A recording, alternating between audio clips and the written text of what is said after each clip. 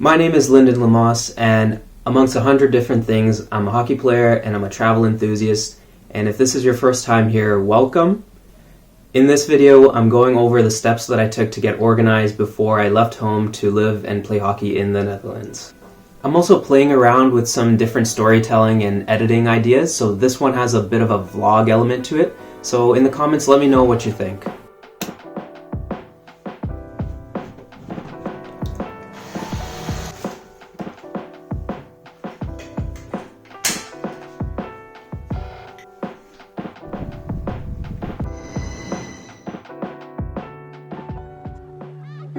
First things first, you need to save a lot of money.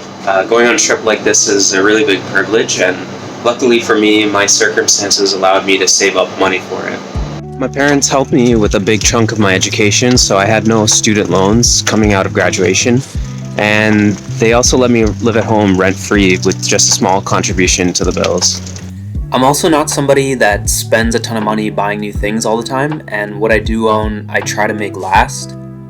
Then for about a year, first thing every paycheck, I'd put a set amount into a separate account. And at the end, I had 10,000 Canadian saved up. Looking back, I could have done with probably half of that amount, but I try to be really conservative with estimating how much things are going to cost. And I just felt that it would just be a little bit easier to sleep at night with that bigger cushion. Hi, my name is Ken Pereira, and I've represented Canada for about 20 to 25 years. Over 400 games, indoor and outdoor. I've been to 2 Olympics, 2 World Cups, and 4 Commonwealth Games. I've also played overseas in Holland for 5 years at HGC. Playing in Holland was a fantastic experience. I had some connections there that helped me get the opportunity to play there. I knew some Dutch guys that vouched for me as well. Take care and good luck to everyone, and see you later. Bye. All right, thanks, Ken. So yeah, there you go. Get on your country's national team, go to a bunch of big international tournaments. Then you can meet some Dutch guys, and you're on your way. What? No? Yeah, me either. For the rest of us mere mortals, a bit more dirty work involved. I made this resume of hockey experience, as well as work experience that I thought maybe could contribute to a club in some sort of way. I also compiled as much footage of myself as I could, filming indoor in the winter and then outdoor on the turf in the warmer months. Then I emailed a bunch of clubs a little message about myself and that I wanted to play for them, as well as my resume and my footage. And I mean everyone. Teams in Holland, teams in England, teams in Spain, teams in Ireland. A lot of times there was just no response. Sometimes there'd be a little bit of interest, or even offering something but then backing out later, and sometimes just pure rejection. I watched the videos and I wasn't impressed by the level of play. I didn't see any outstanding skills. Oh, damn. But what's this? Haarlem. Okay, it's a decent-sized town. Combined with the fact that it's close to Amsterdam, that means the English will be good and there should be lots to do outside of hockey. So I sent a lot of emails back and forth with the coach, and also had a video call with him just to let him know what my plans were as far as housing, work, visa, all that stuff. And then boom, I had a club. So one very important thing to note is that there was one Sunday when I was in the car getting a ride to the game with my coach. And he said, you know, Lyndon, I get these emails a couple times in a season from random places, South Africa, Pakistan, whatever. And I don't really take them seriously, but, you know, you just kept on getting back to me and emailing and were being persistent, and you just showed that you were serious. So I just kind of decided to give you a chance. And there you go. Just as a result of that, having to double email him a few times because he forgot or didn't feel like it or whatever, arguably just because of that, my life is on a completely different trajectory. So I guess you never really know when these little bits of attention to detail can be the few inches that get you across the finish line. Alright, so I have some money saved up and I have a club, so next I need to get a residence permit. Lots of countries have these 1 or 2 year agreements where people usually under the age of 30 or 35 can come over to live and work.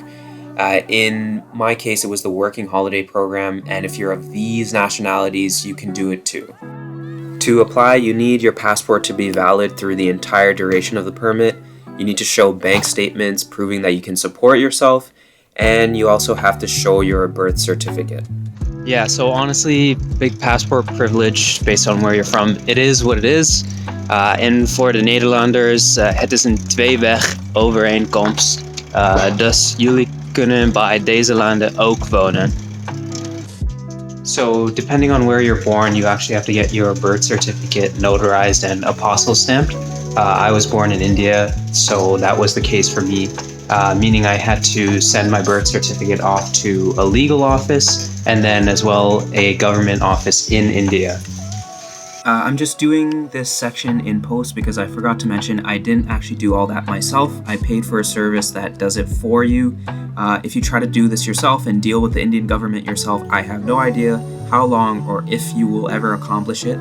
But you can pay these guys an express fee even, and they get it done quite quick. I can't say that I recommend that you do this because it does sound kind of sketchy, but I'm just saying that it worked for me. Actually ended up sending a PDF copy of my birth certificate rather than the actual thing, because not sending the actual thing, that's crazy. And it ended up working just fine. They sent it back by express delivery in the mail, but let's put a pin on that. That's an important point that I'm going to get back to in the next video. So you pay the fee, you fill the form, and they tell you they'll get back to you in 90 days. In my case, they approved it in a few weeks. And of course, I had to talk to my family, just let them know why it meant so much to me, how I was going to organize it, how I was going to save money, how I had thought through the whole impact to my career in the long run.